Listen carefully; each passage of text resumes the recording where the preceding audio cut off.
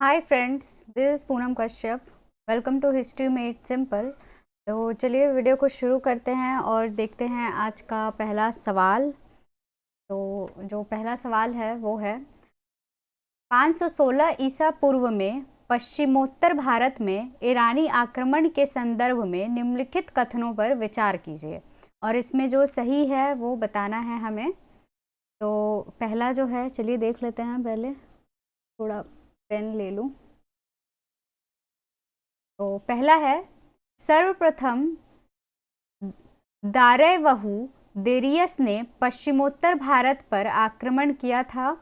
दूसरा, यह साम्राज्य का सबसे अधिक उपजाऊ क्षेत्र था। और तीसरा, इस क्षेत्र में सुगठित शक्तिशाली राज्य का अभाव था। तो जो इसमें सही है वो ये तीनों के तीनों ही सही हैं, तो इसलिए ऑप्शन नंबर डी हमारा सही हो जाएगा। भारत और ईरान के मध्य संपर्क के परिणामों के संदर्भ में निम्नलिखित कथनों पर विचार कीजिए और इसमें भी जो सही है वो बताना है। तो पहला है, खरोष्टी लिपि का आगमन हुआ। दूसरा, स्थापत्य कला पर ईरानी प्रभाव पड़ा। और तीसरा, व्यापार संबंधों की स्थापना हुई। तो ये तीनों बिल्कुल सही हैं, तो इसलिए ऑप्शन नंबर डी हमारा सही हो जाएगा। अगला है, भारत में सिकंदर की सफलता के संदर्भ में निम्नलिखित कथनों पर विचार कीजिए। चलिए देख लेते हैं। पहला है, उस समय भारत में कोई केंद्रीय सत्ता नहीं थी। और दूसरा, उसके पास प्रशिक्षित सैन्य बल था। तो ये दोनों ही बिल्कुल सही हैं, तो इसलिए ऑप्शन नंबर सी सही हो जाएगा, पहला और दूसरा दोनों। चौथा है, सिकंदर के भारत पर आक्रमण के संदर्भ में निम्नलिखित कथनों पर विचार कीजिए। तो चलिए देख लेते हैं जो इसमें सही है वो। पहला है, भारत में उसका सामना सबसे पहले तक्षशिला के शासक आम्भी से हुआ था। और दूसरा है, उसका भारत में पहला सबसे शक्तिशाली प्रतिरोध पोरस ने किया था। तो इसमें पहला दूसरा जो है वो सही है, तो इसलिए ऑप्शन नंबर ए सही हो जाएगा। अगला है, सिकंदर के आक्रमण के परिणाम के संदर्भ में निम्नलिखित कथनों पर विचार कीजिए और इसमें भी जो सही है वो बताना है। तो पहला सही है इसका, उसके भारत अभियान से 4 भिन्न भिन्न स्थल मार्ग और जल मार्ग खुले। और दूसरा, उसने झेलम के तट पर बुकेफाल नगर बसाया था। तो इस हिसाब से हमारा ऑप्शन नंबर ए इसका भी सही हो जाएगा। अगला है, बौद्ध धर्म में वैसाख संबंधित है। तो जिससे संबंधित है वो है बुद्ध जयंती से। अगला है, एक तरफ है दर्शन और दूसरी तरफ है प्रणेता, और इसमें से बताना है जो सुमिलित है वो बताना है। तो जो सुमिलित है वो होगा सांख्य कपिल। न्याय का होता है गौतम, सबको पता है, और योग का पतंजलि। तो ये सिर्फ पहला सही है, तो इसका भी आंसर ऑप्शन नंबर पहला ए सही हो जाएगा। अगला है, भारत के राजनीतिक एवं सांस्कृतिक विकास में विदेशी शासकों के योगदान के संदर्भ में निम्नलिखित कथनों पर विचार कीजिए और इसमें भी जो सही है वो बताना है हमें। तो चलिए देखते हैं। पहला है, कनिष्क ने 78 ईस्वी में शक संवत की शुरुआत की थी। दूसरा, काव्य शैली का सबसे पहला प्रतिरूप रुद्रदामन प्रथम के शिलालेख से मिलता है। और तीसरा, भारतीय रंगमंच में प्रयोग किया जाने वाला यवनिका पर्दा यानी कि यूनान से लिया गया है। तो ये तीनों ही बिल्कुल सही हैं, तो इसलिए ऑप्शन नंबर डी इसका भी सही हो जाएगा।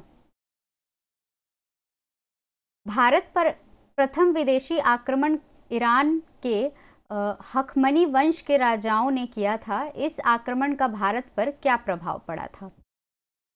तो जो देख लेते हैं ऑप्शन। पहला है, खरोष्टी लिपि का प्रसार। दूसरा, अरमाइकी लिपि का प्रसार। तीसरा, क्षत्रप प्रणाली का विकास। और चौथा, अभिलेख उत्कीर्ण करने की प्रथा का विकास। तो ये सभी के सभी बिल्कुल सही हैं, तो इसलिए ऑप्शन नंबर डी इसका भी सही हो जाएगा।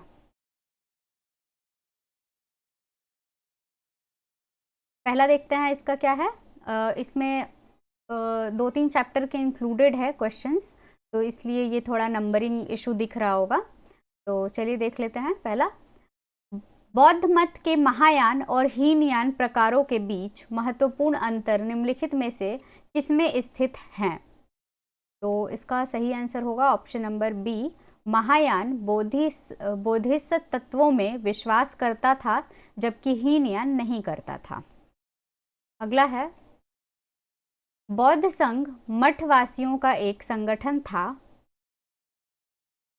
इसका सही आंसर होगा ऑप्शन नंबर पहला, जो धम्म के शिक्षक बने।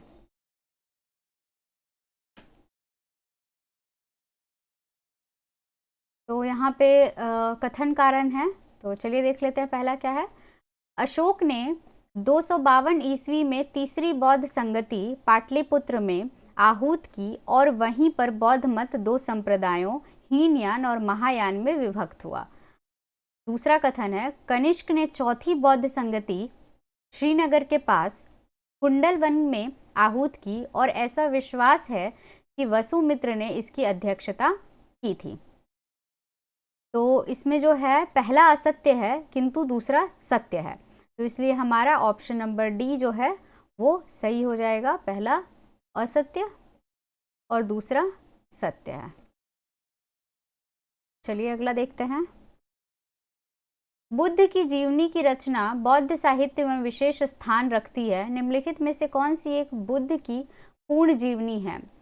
ललित विस्तार, दूसरा मिलिंद पन्हो, तीसरा सारिपुत्र प्रकरण और चौथा अवदान शतक। तो इसका जो सही आंसर है वो है ऑप्शन नंबर पहला, ललित विस्तार। अगला देखते हैं, इनमें से कौन बुद्ध की धात्री मां थी? सही आंसर होगा Mahaprajapati Gautami, option number D. बौद्ध ग्रंथ मध्यम निकाय किस भाषा में है? इसका सही आंसर होगा ऑप्शन नंबर बी, पाली। 10वीं शताब्दी के नालियर दिव्य प्रबंधन के रचयिता कौन थे? का सही उत्तर जो है वो होगा ऑप्शन नंबर पहला, अलवार। निम्नलिखित कथनों पर विचार कीजिए और इसमें से सही उत्तर का हमें चयन करना है। तो पहला है, जैन मतवालंबी मानते हैं कि महावीर के 23 पूर्ववर्ती थे, और दूसरा है पार्श्वनाथ 23वें तीर्थंकर थे। तो ये दोनों ही बिल्कुल सही हैं, तो इसलिए ऑप्शन नंबर पहला जो है इस हिसाब से हमारा सही हो जाएगा। अगला फिर से कथन कारण है, चलिए देख लेते हैं। पहला कथन है, 12वीं शताब्दी में कर्नाटक में बसावन्ना नामक ब्राह्मण के नेतृत्व में एक नए आंदोलन का उदय हुआ।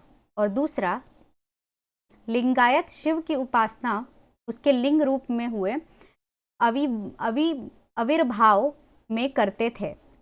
तो इसका जो सही आंसर है वो होगा ऑप्शन नंबर बी। दोनों कथन अलग अलग सत्य है, किंतु जो दूसरा कथन है वो पहले का सही स्पष्टीकरण नहीं है। चलिए अगला, इनमें से कौन महायान बौद्ध मत के मूल विचारों के निरूपण से संबद्ध था? सही आंसर होगा ऑप्शन नंबर पहला, नागार्जुन। निम्नलिखित में से कौन सा एक संप्रदाय गोशाल मस्करी पुत्र से संबंधित है? सही आंसर होगा ऑप्शन नंबर बी, आजीविका। महाविभाषा जो बौद्ध दर्शन का एक विश्वकोश है, किस बौद्ध परिषद की कीर्ति है? सही आंसर होगा ऑप्शन नंबर डी, चतुर्थ परिषद। इसे हमें जो इसमें सम्मिलित है वो बताना है। एक तरफ संत हैं और दूसरे तरफ जो उनके दर्शन या विचार संप्रदाय थे वो दिए गए हैं। तो इसमें जो सही है वो है नागार्जुना शून्यवाद, और तीसरा सही है शंकराचार्य अद्वैत। तो पहला तीसरा है हमारा ऑप्शन नंबर सी में, तो इस हिसाब से सी सही हो जाएगा। निम्नलिखित राज्यों में से किनका संबंध बुद्ध के जीवन से था? कूट में से सही उत्तर का चयन करना है हमें। तो इसका सही आंसर होगा कौशल और मगध। तो इस हिसाब से ऑप्शन नंबर डी सही हो जाएगा, तीसरा और चौथा। जैन और बौद्ध धर्म के उदय के संदर्भ में निम्नलिखित कथनों पर विचार कीजिए, और जो कथन सही है वो बताना है हमें। पहला है, इन धर्मों का उदय वैदिक धर्म में व्यक्त कुरीतियों और ब्राह्मण श्रेष्ठता के विरुद्ध हुआ था। और दूसरा, इन धर्मों के उद्भव का आर्थिक कारण नई कृषि मूलक अर्थव्यवस्था का विस्तार था। तो ये दोनों ही बिल्कुल सही हैं, तो इसलिए ऑप्शन नंबर सी हमारा सही हो जाएगा। जैन और बौद्ध धर्म के संदर्भ में निम्नलिखित कथनों पर विचार कीजिए, और जो सही है वो बताना है हमें इसमें भी। तो पहला है, दोनों ने आरंभिक अवस्था में वर्ण व्यवस्था की निंदा की, दोनों धर्मों में अहिंसा का उपदेश दिया था। और तीसरा, दोनों धर्म सरल संयमित जीवन के पक्षधर थे। ये तीनों बिल्कुल सही हैं, तो इसलिए ऑप्शन नंबर डी सही हो जाएगा। इसके बाद अगला है, जैन धर्म के संदर्भ में निम्नलिखित कथनों पर विचार कीजिए। इस धर्म के सिद्धांत के उपदेष्टा तीर्थंकर कहलाते थे। दूसरा, इस धर्म के संस्थापक पार्श्वनाथ माने जाते थे। और तीसरा, वर्धमान महावीर की माता लिच्छवी नरेश चेतक की बहन थी। तो इसमें जो सही है वो है हमारा पहला और तीसरा। तो इस हिसाब से हमारा ऑप्शन नंबर सी सही हो जाएगा।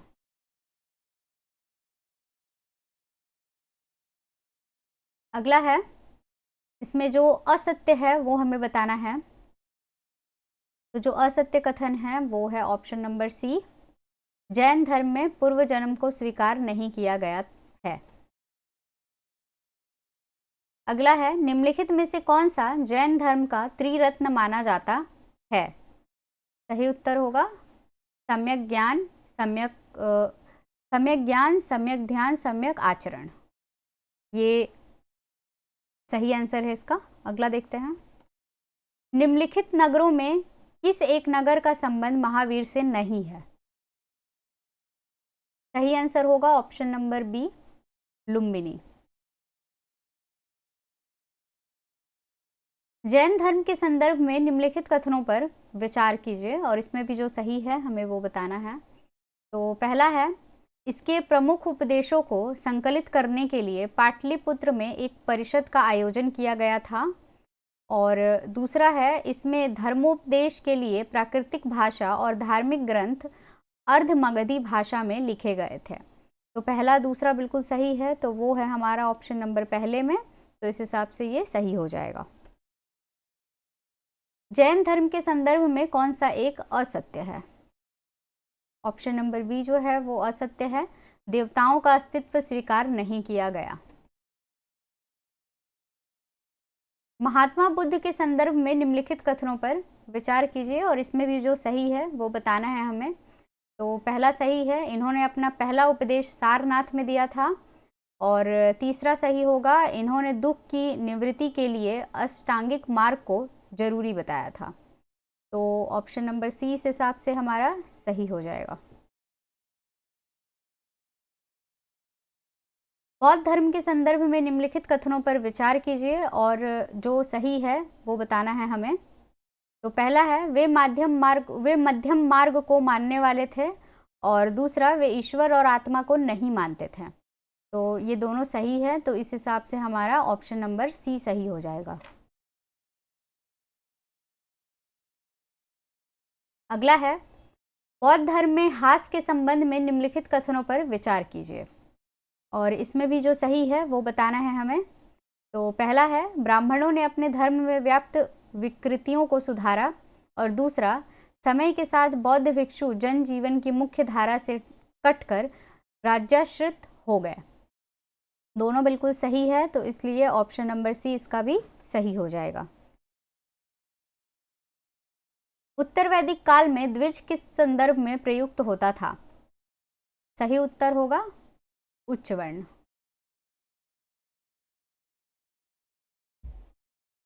भारत में निम्नलिखित के आने का सही कालानुक्रम क्या है, इसे सजाना है हमें। तो जो सही क्रम होगा वो होगा नगर संस्कृति, लोहे का हल, पंचमार्ग, सोने के सिक्के। ऑप्शन नंबर सी सही होगा।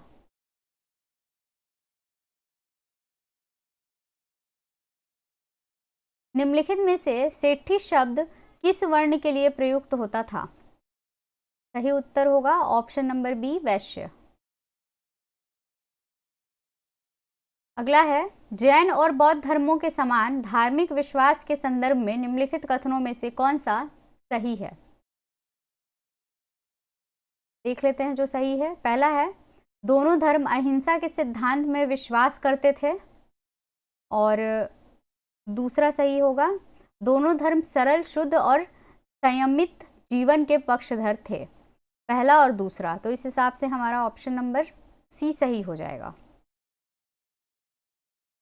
जैन और बौद्ध धर्मों को सहायता देने में वैश्य वर्ग के आगे रहने के कारणों के संदर्भ में निम्नलिखित कथनों पर विचार कीजिए और जो सही है वो बताना है हमें। तो पहला है, दोनों धर्म शांति और अहिंसा का उपदेश देते थे जो उनके व्यापार को बढ़ाने में सहायक थे।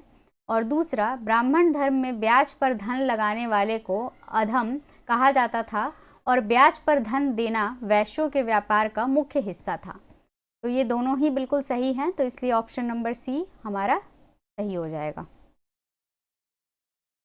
बौद्ध भिक्षु और ब्राह्मण धर्म के अनुयायियों के संदर्भ में कौन सा कथन असत्य है? तो जो असत्य है वो है, दोनों वर्ण व्यवस्था को जन्म के अनुसार मानते थे। अगला देखते हैं, बौद्ध धर्म के संदर्भ में निम्नलिखित कथनों पर विचार कीजिए और कूट में से हमें इसमें बताना है। तो चलिए देख लेते हैं। पहला, इसमें दिया नहीं गया है, ओके, हाँ, कौन सा सही है? जो सही है वो बताना है हमें। तो जो सही है वो है पहला, प्राचीनतम बौद्ध ग्रंथ सुत्त निपात में गाय को आनंदा, वनंदा और सुखदा कहा गया है। और तीसरा सही होगा, इस धर्म के कारण लोगों में बुद्धिवाद का महत्व बढ़ा। तो इस हिसाब से हमारा ऑप्शन नंबर सी सही हो जाएगा, कूट का पहला और तीसरा। बौद्ध धर्म के साहित्यिक के संदर्भ में निम्नलिखित कथनों पर विचार कीजिए और इसमें भी जो सही है वो बताना है हमें। तो जो सही है वो है सिर्फ पहला, इस धर्म के आरंभिक पाली साहित्य को 3 कोटियों में बांटा गया है। तो इस हिसाब से हमारा ऑप्शन नंबर पहला सही होगा, केवल एक। निम्नलिखित में से कौन से बौद्ध विद्या केंद्र हैं? तो पहला है नालंदा, विक्रमशिला, वल्लभी और तक्षशिला। तो ये चारों बिल्कुल सही हैं, तो इस हिसाब से ऑप्शन नंबर डी हमारा सही हो जाएगा। बौद्ध धर्म के संदर्भ में निम्नलिखित कथनों पर विचार कीजिए और इसमें भी हमें जो सही है वो बताना है। तो पहला होगा सही, भारत में पूजित पहली मानव प्रतिमाएं महात्मा बुद्ध की हैं। और दूसरा, महात्मा बुद्ध की प्रतिमाएं गांधार कला शैली में बनी हैं। तो इस हिसाब से हमारा ये ऑप्शन है ए सही हो जाएगा, पहला और दूसरा। ओके, एक तरफ घटनाएं हैं और दूसरी तरफ स्थान दिए गए हैं, इसे सम्मिलित करना है हमें। तो चलिए देख लेते हैं। ए का हो जाएगा जन्म का लुम्बिनी। बुद्ध के जीवन के बारे में यहाँ पूछा जा रहा है, ऊपर उनकी जीवन की घटनाएं हैं। तो चलिए देख लेते हैं। जन्म का लुम्बिनी सबको पता होगा ये। इसके बाद ज्ञान प्राप्ति हुई थी उनको बोध गया में। प्रथम प्रवचन सारनाथ में उन्होंने दिया था और निर्वाण की प्राप्ति उन्हें कुशीनगर में हुई थी। तो इस हिसाब से हमारा ऑप्शन नंबर बी सही हो जाएगा, 3 2 1 4। अगला देखते हैं। निम्नलिखित में से कौन से शासक ने बोध गया में बोधि वृक्ष को काट दिया था? सही आंसर होगा ऑप्शन नंबर सी, शशांक। बौद्ध धर्म के संदर्भ में निम्नलिखित कथनों पर विचार कीजिए और जो सही है वो बताना है हमें। तो जो सही है वो है पहला, सम्राट अशोक ने बौद्ध धर्म का प्रचार विदेशों में करवाया था। तो इस हिसाब से ऑप्शन नंबर ए कूट का सही होगा, केवल एक। बौद्ध धर्म के संदर्भ में निम्नलिखित कथनों में से कौन सा कथन असत्य है? तो जो असत्य है वो है ऑप्शन नंबर सी, यह धर्म पुनर्जन्म को नहीं मानता है। दक्षिण भारत के धार्मिक संप्रदायों के संदर्भ में निम्नलिखित कथनों पर विचार कीजिए और इसमें भी जो सही है वो बताना है हमें। तो जो सही है वो है आखिरी वाला, दक्षिण भारत में मंदिरों को भूमि अनुदान देने की प्रथा थी। तो इस हिसाब से हमारा ऑप्शन नंबर बी सही हो जाएगा, केवल 3। भारतीय दर्शन के संदर्भ में निम्नलिखित कथनों पर विचार कीजिए और जो सही है वो बताना है। तो पहला सही हो जाएगा, इसका मुख्य विषय मोक्ष रहा है। और तीसरा सही होगा, सर्वाधिक प्राचीन दर्शन सांख्य माना जाता है। तो इस हिसाब से कूट का ऑप्शन नंबर सी सही हो जाएगा, पहला और तीसरा। सूची 1 को सूची 2 से सम्मिलित करना है हमें। चलिए देख लेते हैं। कहाँ गया मेरा पेन? हाँ, तो पहला अर्थ का हो जाएगा आर्थिक संसाधन, धर्म का हो जाएगा सामाजिक नियम, काम का हो जाएगा शारीरिक सुख भोग और मोक्ष का हो जाएगा आत्मा का उद्धार। तो इस हिसाब से ऑप्शन नंबर बी हमारा सही हो जाएगा। सांख्य दर्शन के संदर्भ में निम्नलिखित कथनों पर विचार कीजिए और इसमें भी जो सही है वो बताना है। तो जो सही है वो है, इसके अनुसार सृष्टि की उत्पत्ति का कारण प्रकृति है। और तीसरा, इसने यथार्थ ज्ञान की प्राप्ति हेतु प्रत्यक्ष अनुमान और शब्द को ज्ञान के साधन के रूप में स्वीकार किया है। तो ये दोनों बिल्कुल सही हैं, तो इसलिए ऑप्शन नंबर बी हमारा सही हो जाएगा। ये एग्ज़ाम के पॉइंट ऑफ व्यू से बहुत इंपॉर्टेंट क्वेश्चंस है और ये ज़रूरी नहीं है कि सिर्फ एनटीए नेट में ही पूछे जाएंगे, बाकी एग्ज़ाम में भी ये क्वेश्चंस आ सकते हैं। और बेसिकली ये चैनल सिर्फ और सिर्फ एनटीए नेट के लिए नहीं है। अभी फ़िलहाल एनटीए नेट का क्वेश्चन आंसर सीरीज़ चल रहा है, इसके बाद टॉपिक वाइज वीडियोज़ आएंगे, छोटे छोटे टॉपिक्स होंगे जिनके एक्सप्लेनेशन होंगे और जो आपको ढूंढने पड़ते हैं कई बुक्स में, तो वो आपको इस चैनल पे एक ही जगह पे मिलेंगे सारे इंपॉर्टेंट पॉइंट्स। तो आप लोगों को याद रखने में बहुत इजी होगा और वो हर एग्ज़ाम के पॉइंट ऑफ व्यू से जो भी हिस्ट्री में क्वेश्चंस पूछे जाते हैं वो हर एग्ज़ाम के पॉइंट ऑफ व्यू से बहुत ही ज़्यादा इम्पॉर्टेंट होगा। तो अब ये जो हमारा एमसीक्यू सीरीज़ है ये अब बस ख़त्म होने वाला है, इसमें ज़्यादा बचा नहीं है टॉपिक। तो मैं सोच रही हूँ कि एक बार ये क्लियर हो जाए, इसके बाद देन हम टॉपिक एक्सप्लेनेशन की तरफ बढ़ेंगे आगे। तो चलिए देखते हैं अगला। योग दर्शन के संदर्भ में निम्नलिखित कथनों पर विचार कीजिए और जो सही है वो बताना है। पहला है, इसके अनुसार मोक्ष का मार्ग ध्यान और आसन है। और दूसरा, इसका मूल आधार ज्ञान इंद्रियों और कर्म इंद्रियों का निग्रह है। तो ये दोनों ही बिल्कुल सही हैं, तो इसलिए ऑप्शन नंबर सी इस हिसाब से सही हो जाएगा। वैशेषिक दर्शन के संदर्भ में निम्नलिखित कथनों पर विचार कीजिए और जो सही है वो बताना है। तो पहला है, इसने भारत में भौतिक शास्त्र का आरंभ किया। और दूसरा, इस दर्शन ने परमाणुवाद की स्थापना की। ये दोनों बिल्कुल सही हैं, तो इसलिए ऑप्शन नंबर पहला इस हिसाब से सही हो जाएगा। और आप लोग देख पा रहे होंगे कितने इंपॉर्टेंट क्वेश्चंस है ये। तो अगर आपको प्लीज़ वीडियो पसंद आती है मेरी तो अपने दोस्तों के संग शेयर कीजिए इसे। और अगर आप मेरे चैनल पर नए हो तो प्लीज़ सब्सक्राइब कीजिए, ऐसी बहुत सारी वीडियोस की प्लेलिस्ट बनी हुई है, तो आप ज़रूर चेकआउट कीजिए वो। आई होप कि वो आपके लिए हेल्पफुल हो। तो चलिए देखते हैं। भारतीय दर्शन का महत्वपूर्ण दर्शन मीमांसा के संदर्भ में निम्नलिखित कथनों पर विचार कीजिए। तो इसमें जो सही है वो बताना है हमें। तो जो सही है वो है, यह वेदों में लिखी बातों को सही मानता है। और तीसरा, इससे सामाजिक स्तर पर वर्ण भेद को बढ़ावा मिलता है। ऑप्शन नंबर सी इस हिसाब से हमारा सही हो जाएगा, पहला और तीसरा। न्याय दर्शन के संदर्भ में निम्नलिखित कथनों में से कौन सा सही है? इसमें भी हमें सही उत्तर का ही चयन करना है जो सही है। तो जो सही है वो है पहला, इसमें तर्कशास्त्र का प्रयोग किया गया है, और दूसरा, इस दर्शन के अनुसार ज्ञान से मोक्ष की प्राप्ति होती है। तो इस हिसाब से कूट का ऑप्शन नंबर पहला जो है ए सही हो जाएगा, 1 और 2। वेदांत दर्शन के संदर्भ में निम्नलिखित कथनों पर विचार कीजिए और जो सही है वो बताना है हमें। तो इसमें भी पहला सही है, इस दर्शन का मूल ग्रंथ ब्रह्म सूत्र है, और दूसरा, यह पुनर्जन्म के सिद्धांत को मानता है। का भी सही आंसर पहला ही होगा। क्वेश्चन को घुमा फिरा के इसी तरह पूछा जाता है। निम्नलिखित में से किस दर्शन के प्रवर्तक कपिल मुनि हैं? सही उत्तर होगा सांख्य। निम्नलिखित में से किस दर्शन को लोकायत कहा जाता है? सही उत्तर है चरवाक। आज के वीडियो में क्वेश्चंस थोड़े ज़्यादा हैं, तो इसलिए मैं थोड़ा जल्दी जल्दी कराने की कोशिश कर रही हूँ, तो वीडियो थोड़ी लंबी हो सकती है। चतुर्दान निम्नलिखित में से किस सिद्धांत से संबंधित है?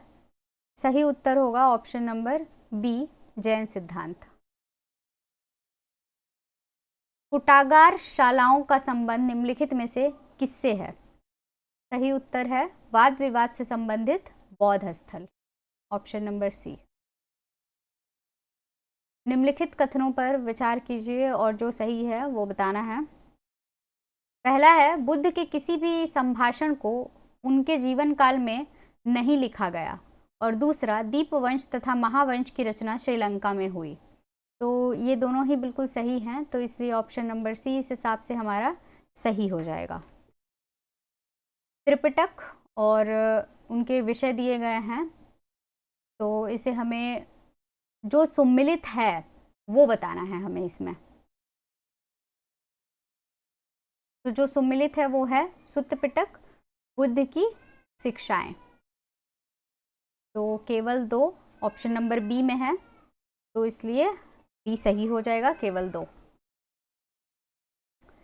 बौद्ध दर्शन के संदर्भ में निम्नलिखित कथनों पर विचार कीजिए और जो सही है वो बताना है हमें। तो जो सही है वो है विश्व आत्मा विहीन है, दूसरा, और तीसरा है तपस्या और विषयासक्ति के बीच मध्य मार्ग अपनाकर मनुष्य दुनिया के दुखों से मुक्ति पा सकता है। तो दूसरा तीसरा है हमारा ऑप्शन नंबर सी में, तो इसलिए ये सही हो जाएगा। अगला है, निम्नलिखित कथनों पर विचार कीजिए और इसमें भी सही उत्तर का चयन करना है हमें। तो पहला है, आनंद के कहने पर बुद्ध ने महिलाओं को संघ में प्रवेश की अनुमति दे दी, और दूसरा, बुद्ध ने जन्म मृत्यु के चक्र से मुक्ति, आत्मज्ञान और निर्वाण के लिए व्यक्ति केंद्रित हस्तक्षेप और सम्यक कर्म की कल्पना की। तो ये दोनों ही बिल्कुल सही है, तो इसलिए ऑप्शन नंबर सी सही हो जाएगा। अगला है, निम्नलिखित सिद्धांतों पर विचार कीजिए और ये सिद्धांत किस धर्म संप्रदाय से संबंधित है ये हमें बताना है। तो चलिए देखते हैं। पहला है, संपूर्ण विश्व प्राणवान है, दूसरा, जन्म और पुनर्जन्म का चक्र कर्म द्वारा निर्धारित होता है, और तीसरा, कर्म के चक्र से मुक्ति के लिए त्याग और तपस्या की आवश्यकता होती है। तो ये जो बातें हैं वो जैन धर्म से रिलेटेड हैं, तो इसलिए सही आंसर हो जाएगा ऑप्शन नंबर पहला, जैन धर्म।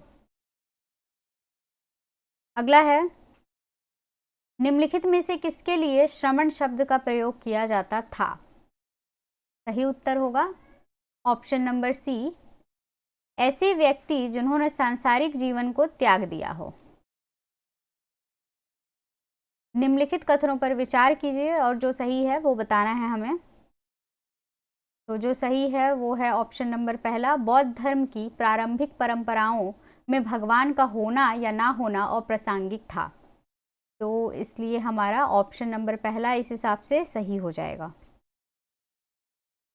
अगला है, जैन धर्म के संदर्भ में निम्नलिखित कथनों पर विचार कीजिए और जो सही है वो बताना है हमें इसमें। तो जो सही है वो है पहला, यह भगवान के अस्तित्व को मानता है लेकिन उन्हें जिनके बाद स्थान देता है, जिनके बाद स्थान देता है। उसके बाद तीसरा सही है, यह अपने अनुयायियों के लिए युद्ध और यहाँ तक कि कृषि के कार्यों को भी प्रतिबंधित करता है। ऑप्शन नंबर बी हमारा सही होगा इस हिसाब से, पहला और तीसरा। बैकग्राउंड से रोने की आवाज़ आ रही है, उसके लिए सॉरी। तो अगला है, बुद्ध ने अपने अनुयायियों के लिए एक आचरण संहिता निर्धारित की, निम्नलिखित में से उसके अंतर्गत आते हैं। चलिए देख लेते हैं, या फिर मैं सीधे सीधे आंसर बता देती हूँ इसका। तो पहला होगा हिंसा मत करो, दूसरा दूसरों की संपत्ति की लालसा मत करो, तीसरा नशीले पदार्थों का प्रयोग ना करो, और चौथा यौन दुर्व्यवहार और व्यभिचार में शामिल ना हो। तो ये चारों ही बिल्कुल सही हैं, तो इसलिए ऑप्शन नंबर डी इस हिसाब से सही हो जाएगा। गृहपति के संदर्भ में निम्नलिखित कथनों में से कौन सा सही है? सही उत्तर का चयन करना है हमें कूट में से। तो दूसरा सही है, इस पद का प्रयोग शहरी कुलीन वर्ग से आने वाले लोगों, जिसमें समृद्ध व्यापारी भी शामिल होते थे, की परिस्थिति को इंगित करने के लिए भी किया जाता था। और तीसरा सही है इसका, भूमि पर काम कराने के लिए वह दासों और किरायों के श्रमिकों को नियोजित करता था। तो दूसरा तीसरा है हमारा ऑप्शन नंबर सी में, तो ये सही हो जाएगा। अगला है, भारत में 6ठी शताब्दी ईसा पूर्व में जैन धर्म के उदय के कारणों के संदर्भ में निम्नलिखित कथनों पर विचार कीजिए और जो सही है वो बताना है। तो पहला है, जैन धर्म ईश्वर के अस्तित्व को तो स्वीकार करता है किंतु उसे जिन के नीचे स्थान देता है। और दूसरा, महावीर के अनुसार कोई भी व्यक्ति अपने पूर्व जन्म में किए गए पाप एवं पुण्य के आधार पर उच्च या निम्न वर्ण में जन्म लेता है। तो ये दोनों ही बिल्कुल सही हैं, तो इसलिए ऑप्शन नंबर सी हमारा सही हो जाएगा। बौद्ध धर्म के संस्थापक गौतम बुद्ध के विषय में निम्नलिखित कथनों पर विचार करना है और जो इसमें से सही है वो हमें बताना है। तो जो सही है वो है पहला, उन्होंने अपना प्रथम उपदेश सारनाथ वाराणसी में दिया था। और तीसरा, उन्होंने संघ धार्मिक क्रम का निर्माण किया जिसमें महिला एवं पुरुष दोनों को प्रवेश की अनुमति थी। तो ऑप्शन नंबर सी इस हिसाब से सही हो जाएगा हमारा, पहला और तीसरा सही है। अगला है, जैन दर्शन से संबंधित निम्नलिखित कथनों में से कौन सा सही नहीं है? जो सही नहीं है वो बताना है। तो ऑप्शन नंबर डी हमारा सही नहीं है। त्रिरत्न के अनुसरण से कर्मों का जीव की ओर बहाव रुक जाता है, इस अवस्था को निर्जरा कहा जाता है। चलिए अगला, बौद्ध धर्म से संबंधित निम्नलिखित कथनों पर विचार कीजिए और इसमें भी जो सही है हमें वो बताना है। तो जो सही है वो है पहला, बौद्ध धर्म में दुखों का मूल कारण तृष्णा को माना गया है। ऑप्शन नंबर ए इस हिसाब से सही हो जाएगा। लिंगायत विचारधारा के संबंध में निम्नलिखित कथनों पर विचार कीजिए और जो सही है वो बताइए।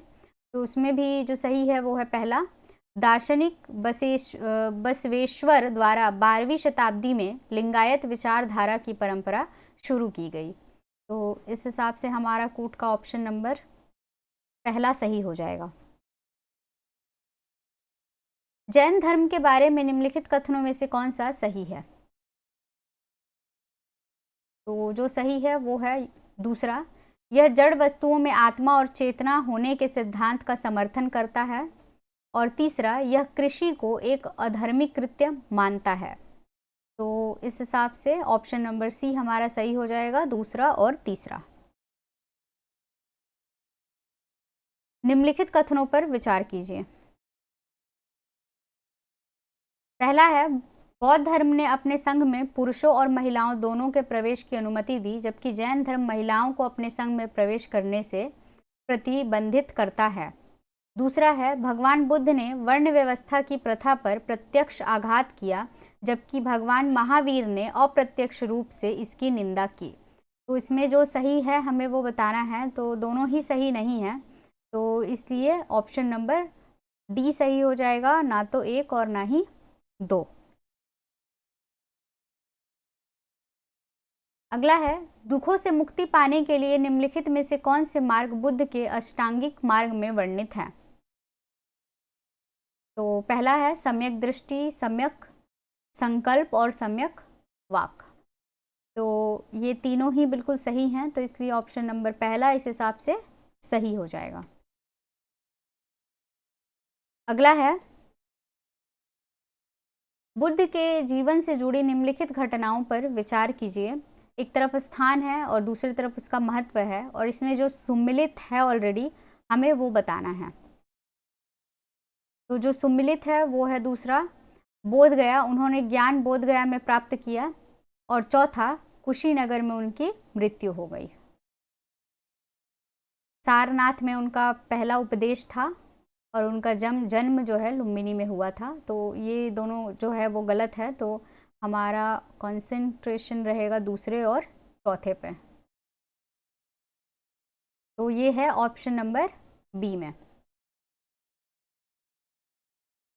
अगला देखते हैं, लिंगायत के संदर्भ में निम्नलिखित कथनों पर विचार कीजिए और इसमें भी जो सही है वो बताना है हमें। तो पहला है, वे शिव की पूजा करते थे, और दूसरा, वे दाह संस्कार जैसे हिंदू श्राद्ध अनुष्ठानों का पालन नहीं करते थे। तो ये दोनों ही बिल्कुल सही हैं, तो इसलिए ऑप्शन नंबर सी सही होगा, कूट का पहला और दूसरा। निम्नलिखित कथनों पर विचार कीजिए और जो सही है वो बताना है। तो पहला है, अभिधम्म पिटक में बौद्ध धर्म के सिद्धांत का संपूर्ण विवरण है। दूसरा, बौद्ध धर्म का व्रजयान पंथ चीन, कोरिया तथा जापान में प्रसिद्ध है। और तीसरा, व्रजयान के अनुयायियों ने बुद्ध व बोधिसत्व की सहायता और अनुग्रह के माध्यम से मोक्ष का अनुसरण किया। तो इसमें हमें जो सही था वो बताना है, तो इसमें कोई भी सही नहीं है, तो इसलिए हमारा ऑप्शन नंबर डी सही हो जाएगा, उपरोक्त में से कोई नहीं। अगला है, जैन धर्म के संबंध में कौन सा कथन सही है? पहला है, जैन धर्म में कर्मफल से छुटकारा पाने के लिए 4 आर्य सत्य बताए गए हैं। दूसरा, अधिकांश जैन ग्रंथ अपभ्रंश भाषा में लिखे गए हैं, लेकिन बोलचाल की भाषा प्राकृत थी। और तीसरा, जैन दर्शन हिंदू सांख्य दर्शन के काफ़ी निकट है। तो इसमें जो सही है वो है केवल 3। तो इस हिसाब से ऑप्शन नंबर बी हमारा सही हो जाएगा, केवल 3। अगला है, जैन धर्म के संदर्भ में निम्नलिखित कथनों में से कौन सा सही है? पहला है, उसके अनुसार संसार वास्तविक तथा अनश्वर है। दूसरा, यह सामाजिक समानता के सिद्धांत पर आधारित था, जिसमें स्त्रियों को भी मोक्ष का अधिकारी माना गया। तो ये दोनों ही बिल्कुल सही हैं, तो इसलिए ऑप्शन नंबर सी हमारा सही हो जाएगा, पहला और दूसरा दोनों। निम्नांकित में से किनका संबंध जैन धर्म ग्रंथ से है?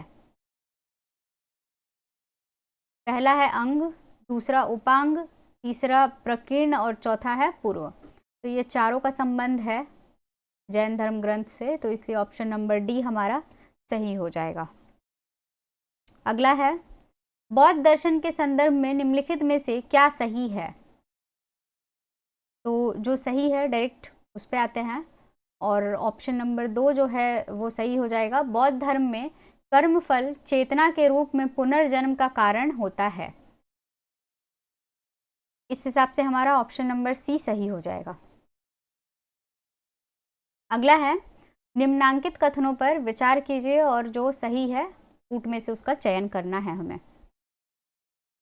पहला है, बौद्ध दार्शनिक नागार्जुन सातवाहन शासक यज्ञ श्री गौतमी पुत्र के समकालीन थे। और दूसरा, अश्वघोष ने बुद्ध के जीवन पर आधारित प्रथम ग्रंथ बुद्ध चरितम की रचना की। तो ये दोनों ही बिल्कुल सही हैं, तो इस हिसाब से हमारा ऑप्शन नंबर सी जो है वो सही हो जाएगा, 1 और 2 दोनों। तो आज की वीडियो में बस इतना ही। Thank you so much video को पूरा देखने के लिए। होप आप लोगों को ये वीडियो पसंद आई होगी और काफ़ी हेल्पफुल भी लगी होगी। तो अगर आपको ऐसा लगा है तो प्लीज़ वीडियो को लाइक कीजिए और चैनल को सब्सक्राइब कीजिए और हाँ, ज़्यादा से ज़्यादा अपने दोस्तों के संग शेयर भी कीजिए और मुझे सपोर्ट कीजिए। इतने इम्पॉर्टेंट क्वेश्चंस आप लोगों के लिए लेके आ रही हूँ, तो इतना तो करना बनता है। तो प्लीज़ और जो बेल आइकन है उसको ज़रूर प्रेस कीजिएगा ताकि आपको मेरे आने वाली वीडियोस की नोटिफिकेशन मिलती रहे। तो थैंक यू सो मच। मिलते हैं हमारे नेक्स्ट वीडियो में। Till then tata, bye bye, take care.